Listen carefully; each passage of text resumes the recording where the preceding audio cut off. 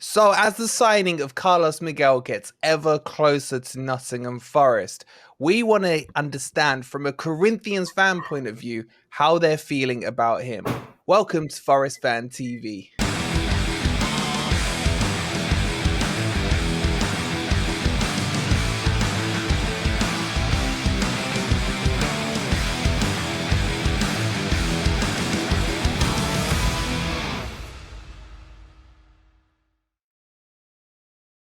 Hi guys, and welcome to this special edition on how good is Carlos Miguel. Hope you guys are all doing well. Make sure, as always, you hit that like button and subscribe if you're new here. And we have our friend Ricardo, the Corinthians fans, and Mario's mate as well. Ricardo, thank you so much for being here, buddy. How are you doing? It's good to sit down and have a quick chat with you, mate. Yeah, I'm doing very well, Wolfie. Thanks very much for the opportunity to be here, talk about Carlos Miguel and maybe a little bit about Murillo. But yeah, two great players. Oh, we've got to talk about Murillo at some point, bro. We really do. I'm dying to know how you guys are feeling about him. And what we're trying to get out of this conversation with Ricardo today, guys, is a real feeling of how the Corinthian fans are reacting to Miguel and the transfer across to Forest. We've seen, obviously, everyone's starting to get to know him as a player. Ricardo will give us the insight to it as well. But I just want to understand, is it really as toxic as some of the reports that are coming out are? So, Ricardo, I just want to start off just by talking about who is Carlos Miguel and why has he suddenly become like the forefront debate? Because West Ham wanted him, Yep. Forest have hijacked the deal as Yep. well. What was his backstory with Corinthians? Well, his backstory with Corinthians is very short. He's only played a handful of games. But I will say this, as a Corinthians fan, it's always very sweet when we take a player off Flamengo, which is the biggest rival we have here in Brazil, the two biggest fan bases. So it's always very sweet when we take a guy from their team and bring him on. They're your main rivals. Yeah, What Flamengo. about Mario's team? Do you guys have Yeah, much love for them or? no, no, not very fond of them as well. But that's regional. But Flamengo is just fan base wise, it's just the biggest fan base there is, and very very passionate for the game. So you got him from Flamingo. How long ago was that? I think that was 2017, so 7 years ago. Yeah, and since then he's really not kind of migrated into the starter for you guys. What's been the reason for that? So he was always a backup in Flamengo, and he never really got his start. And then he went to Internacional, which is Allison's club for Yeah. who's our goalie for the national team. And he just never really got good opportunities. He played in smaller clubs in Rio, and his big break was Corinthians. Yeah, and when he came in, it was still as a backup when you Yeah, had him there. yeah. So he Yeah. was he was still fighting for his place there. He wasn't really the second goalie yet, so he was fighting space with Mateus Donelli, who is also one of our future gems. He won a couple things, pre-Olympic medals and all that. So they were still fighting for the second spot. Yeah. So when did he first make his debut? Was it because your seasons are slightly different, aren't they? Yep. Like ours runs from August to May, but Yep. the Brazilian season almost starts at different times, doesn't it? Yeah. So I'm pretty sure his first game was sometime around August in 2021, and well, he's been with us since 2021 actually, and his first game with us was 2022 in July. So he was back up for a while. Yeah. And how was he performing early days? Was there any issues, any errors or anything? Or was it just kind of in and out the team because your main keeper would have been injured or unavailable? Well, yeah, that's pretty much part of it. But I would also say this is also something he has today is just his general presence. He's very confident in his size, and sometimes he would kind of set himself off position. So I'm pretty sure that's quite the reason why he never really set himself as a starter. Yeah. And then talk to me about the keeper that he's replaced because he legendary in terms of his status at Corinthians. Yeah, He was there, played loads of games, didn't he? yeah. No, Casio is the greatest. One of the greatest goalkeepers of all time. I would say. He's accomplished. Wow. He got us our Libertadores, which is our equivalent to the Champions League. He got us Yeah. he got us up there. We beat Chelsea at the World Cup for the teams, and Yeah. he's just been such a trailblazer for us in getting us outside all of those rivalry comments and disputes of, oh, you've never won this, you've never won that, and Casio's managed to get us through everything. Yeah. So Miguel's come in, and I assume the plan was for him to just take over the mantle from Casio and just Yeah, become your number one choice. yeah. Was that the thinking behind what the team was looking at there? Yeah, pretty much. So, I mean, in the background of it all, we would always see Carlos Miguel and Casio training very hard. I would watch all these other journalists talking about how his presence in the goalkeeper and just makes other players, hesitate a little bit when they take their shot, Mm. just because his wingspan is immense, and he just takes up so much space, and he's very vocal about it. So he has that intimidation factor, but it's really hard to dethrone Casio. It's really hard to. Yeah, and is in terms of his strengths, obviously his height is a huge Yeah, attribute. I think he's 6'8". yeah, But we tend to see with taller goalkeepers, sometimes they struggle to get down low on a quick right. reflex save. Now, Right. I've seen little bits of him and he looks like he can move quite well. But you seeing it from a Corinthians perspective, what's he been like in terms of his main strengths? Well, his main strength is, I just think, his reflexes. He is a big guy, Mm, but he can get down there. I would say, with regards to his size, maybe his flexibility, with his legs, but he's definitely got that reach. He's got that wingspan, and he can definitely really, come through with the high balls, and obviously with the low balls, he's got good positioning when he's closer to the posts, but when his willingness to advance kind of sets him off position. So that's something we kind of worry about, but he's just too big, and it's really intimidating. does he? So he does try to come off his line quite a bit, and then sometimes he gets caught out. Does he in those scenarios? Reminds me very much of Ederson in that regard. He's not Mm. he's not he doesn't have really good ball skills, so it is a little bit does worry us a little bit when he does come off his line and he sets himself off position. But I think that's just his confidence. He really sets himself up there, and I think it's his strength to intimidate attackers when you see a guy that big coming Mm. towards you. So I think that's not really a weakness, but if he plays it safe, it can become a really good strength for him in the long run. Yeah, and something that's becoming more important in English football in the Premier League is goalkeepers' distribution and Yeah. being able to play out from the back. What's the Corinthians' kind of style, and is it something that Carlos can do in terms of playing the ball out back or just pinging, a nice 60-yard cross ball, etc. So, like distribute, because we've struggled at Forest with keepers recently and Yeah. distribution. Yeah. How's his been? That's I think his biggest weakness. He's just a Wow, big okay. guy, so he doesn't really have that much stability when it comes to setting himself up for a few passes. I mean, I've seen a handful of very inopportunistic chances where he set himself up pretty bad. And Sudamericano, which is kind of like the other international Mm. championship we do dispute. But I will say this: he does not kick it very far. He doesn't have great foot strength to reposition the ball up front. Wow. But where he really strides is really intimidating attackers and staying under the post. Interesting. Okay. And in terms of, I was watching the Sao Paulo game the other Yeah, day, and he made some great reflex saves, as you just yeah, mentioned. That yeah, seems to be a great attribute. Some were ridiculous yeah, that he did, but then he also got himself into a bit of a scuff, and I think he ended up getting booked off yeah. that. Which I'm sure for you guys, the passion and everything, you probably were cheering it on and what have you. But is that something he has in it? I think we call it shithousery here, where the Sure. goalkeeper likes to, play and intimidate with the opposition. Is that something he does, and is it something we should be wary of potentially? I wouldn't say worrisome. I don't say we would get worried about it. We do get worried about it. I would just say it's more that heat of the game. São Paulo is also one of the biggest rivals here. So Mm, we always dispute who's the better team here in Brazil, and São Paulo always has their arguments, and we have our arguments. So I mean, it is a heat of the match type of thing, but I wouldn't really get too worried about it.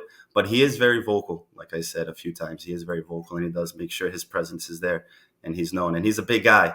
So I wouldn't say he really tries to, uh, you know, use that in a way to intimidate anybody, like in an aggressive tone. But yeah, his presence there is is very vital. Yeah, because the dude he pushed over looked about 1 foot tall. I'm sure he wasn't, but he just flicked him over and down Yeah, he went. It was quite yeah, funny yeah. to watch. And there's been a lot of talk right now about, well, what I'm seeing reports from Brazil, and this is kind of really why I wanted to have you on to get your take on it. Right.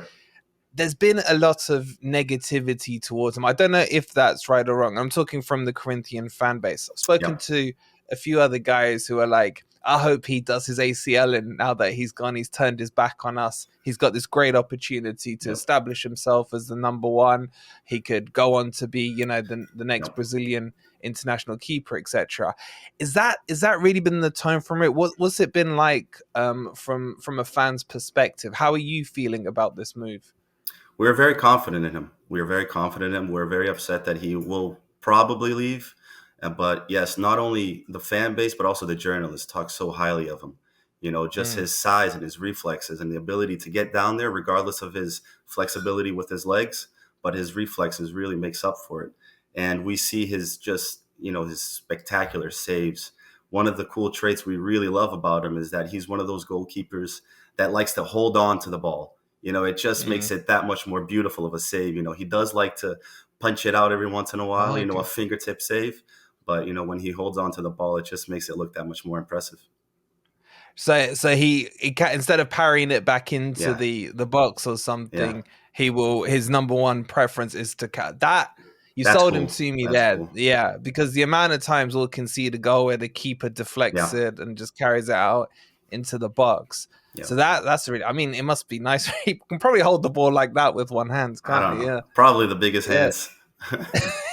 He's going to be the tallest player in the Premier League, Yeah. if and when he does complete signature, Yeah. which Yeah. is crazy. I actually looked up. Some He's an inch taller than Peter Crouch. So for reference wise, just imagine that under the post. It's ginormous. It's He's gonna have to bend ginormous. down. I don't think he'll fit in our dugout. But so something that's I don't know if you know about this or not, but there's been a lot of talk about his release clause Yep. because we understood there was a 43 million euro release clause on his contract. And I've seen some reports that said that then flipped over to this 4 million release in euro clause, I think at Yeah. the start of the year. Yeah. Do, Yeah. do you have any insight on that? Do you know exactly what the Yeah. setup was on that contract? Yeah, don't really want to get into it because it really upsets us. It really breaks our heart. But our last president, he redid his contract, negotiated a new contract, and he set that release clause very low. We have our regards with the last president. He wasn't very financially smart for our team. Setting all these release clauses very low, not giving the players the money they deserved, and whenever they got a better opportunity, they would leave. So that release clause is it's just a shame. It's just a shame. He's way much more than that. Yeah, and is that what's causing the kind of animosity towards him because of the fee that you guys are getting? Do you feel okay if he was gonna go, but we got market value for him, at least you could stomach it a bit better, or is it you just want to keep him? That's a part in it. I would say that's a big part in it, but it's just the fact that we finally were, comfortable enough to have a goalie to kind of carry on what Cassio left. It's just so hard to Mhm. fill in that position he left behind, and he actually did dethrone Cassio. Cassio did get a transfer to another team, not as big as a rival as Palmeiras or São Paulo, but in their own regards, in their own state, they are pretty big. But it's just upsetting to see that we put so much confidence in this guy and Carlos Miguel, and it's a shame to see. He would say in interviews, "I'm going to be here. I want to make my story." And it's just like the first opportunity he gets, he kind of just seizes it. Which in his own regard, you got to do what you got to do. But it's very upsetting for us to see him leave. The release clause is very low, but I would say Mm. the most important thing is just we would really want him to stick to his words, and we put so much confidence in him, and we do feel like if he wanted to stay, just get another contract, stay another 6 months, you'll get another contract, another opportunity for a transfer at the end of the year. Yeah. What would you say? And this is just mates talking Yeah. football. What would you say his value would be if he didn't have this release fee clause? Where would you currently put him? Bear in mind he's not played that many games, but well, what would you think his valuation is as a rough figure? Well, with regards to the amount of Games he's played, obviously his value is not that much, but his Mm, release clause before was, a lot more than that, was, tenfold. So we would really appreciate something along those lines.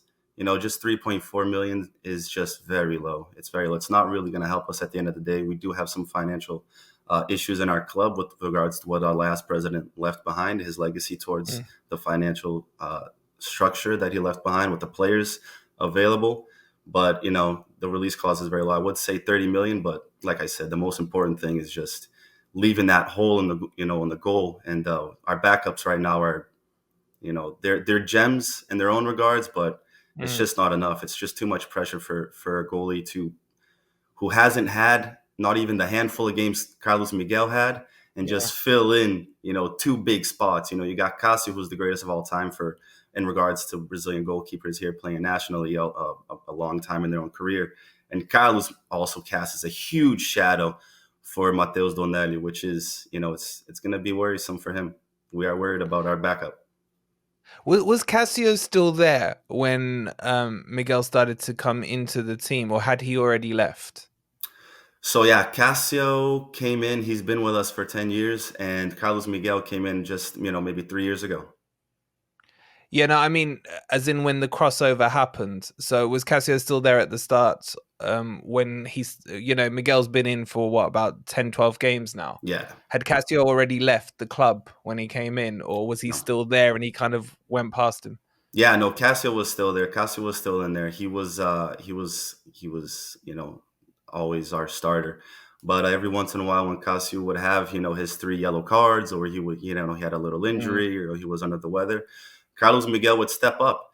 And I would say, I think around his first 5 games, he went clean sheets. He had 5 clean sheets, or in his last 7 games, he had 5 clean sheets.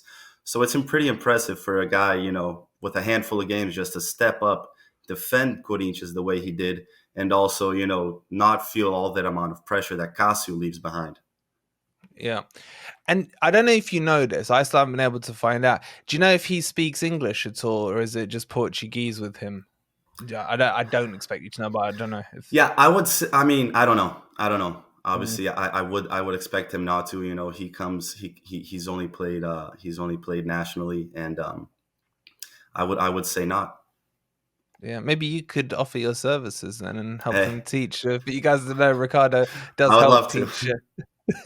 I would Does love to. help teach English to the Portuguese. Now, um, one final question on Miguel before we have to talk about Murillo. Do you think he's ready for the Premier League? Do you think he can make that transition across? Because obviously we've still got Matt Yeah. Sells, who's Belgium international, etc. I Hmm. mean, by default, he's going to be better than Matt Turner, who's utter rubbish.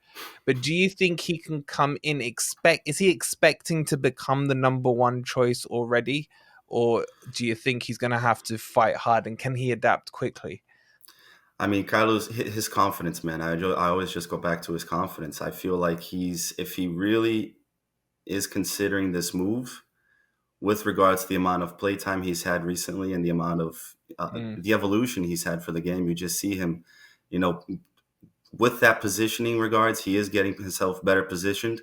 So if we've got a good bunch of center backs to keep him in his position, so I don't see any problem at all. But I do see him coming in as a starter. I mean, his stats are just amazing. He's up in there in the 90 percentiles when it comes to save shots. Goals against. He's got less than a goal a game.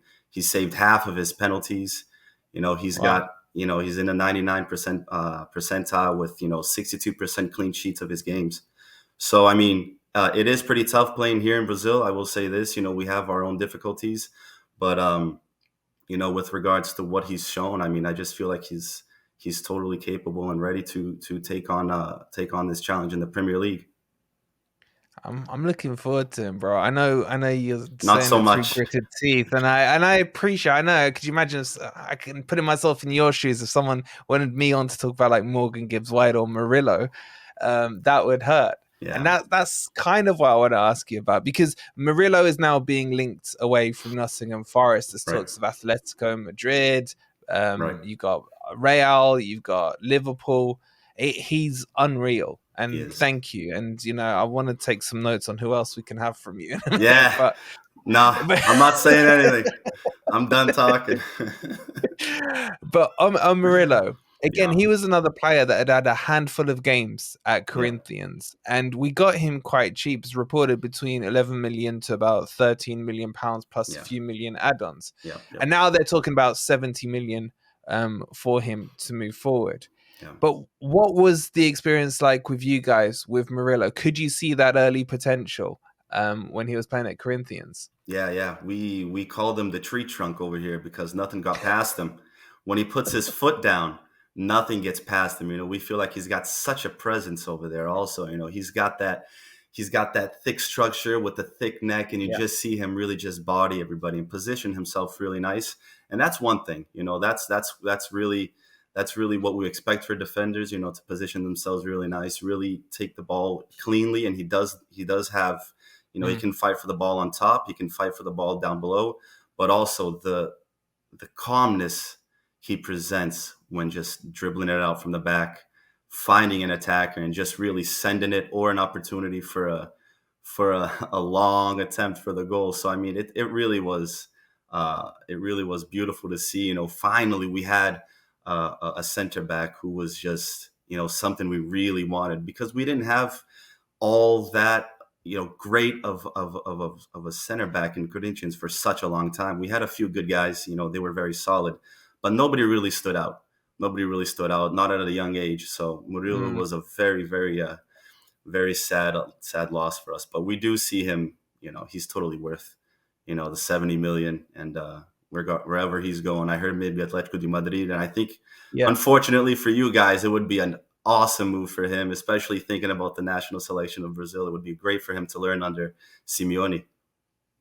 Yeah, I mean, I was kind of hoping, but not hoping in a way, he'd be called up for Copa America Yeah, coming up because I think he's good enough, and I do look at some of those centre backs at Brazil and think, okay, I'm biased towards it, but I do worry that maybe he's starting to now think about his international career, and for him to make that next step, all right. he may feel he needs to go to one of those teams where a lot of the Brazilians end up flocking to. Yeah, So I don't want him to go. So I feel the pain you must have felt a year ago on him, especially how he's developed.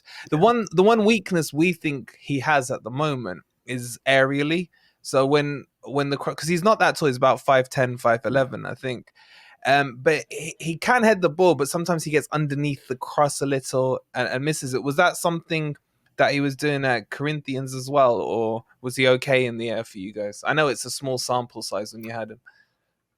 Yeah, I would say this. I don't know regards to the physicality of the game. I know in Brazil here we are pretty intense. I know the Premier League is pretty intense as well, but I just felt Mm, like he was just stronger than the average striker here. yeah. You know, he was a really strong center back. Like I said, we call him tree trunk for a reason. So it's hard to move. It's hard to move him. So I would say his presence here, we were very solid in his presence. Obviously, maybe his height wasn't to his advantage, Yeah. but since he was so strong, he could just kind of, you know, put strikers or a heading situation to his favor. And yeah, we didn't really struggle with him aerially. Yeah, I love him. Please stay, Murillo, if you watch this. Yeah, Listen, bro, yeah. you've been I can't thank you enough for doing this because I know it's painful talking about players that you're Yeah. losing. And I've done Hmm. it with Mario and he did it through gritted teeth when we were raiding Palmeiras with Danilo and Scarpa and what have you. Yeah. But can you let the guys know where they can find you, bro? You're on Instagram, aren't you? Yeah, I am. Yeah, I am. So also thank you very much for the opportunity. Ah, It's been pleasure. great. It's been great talking. You know, it's been great. This is my first time doing this thing, so I do appreciate the chance to getting out here, doing new things. But yes, so my personal Instagram is Rico underline Boston, and I do have. I am an English teacher here in Brazil. So if you are also trying to learn Portuguese, you can find me at boston.chat. I'll put the links in the description, guys. So we do have a lot of Brazilians watching this. If you want to learn some more English from Ricardo, make sure to check out the links down below. And make sure you've hit that like button and subscribe as well. Ricardo, I can't thank you enough for your time, buddy. You've got me excited about Miguel, and I'm looking forward to it. And drop me a DM and just let me know who else we should be looking at from Corinthians, buddy. Sure, just no release clause this time. Brilliant. Guys, thank you all for watching. We'll see you on the next video. Come on, you Reds.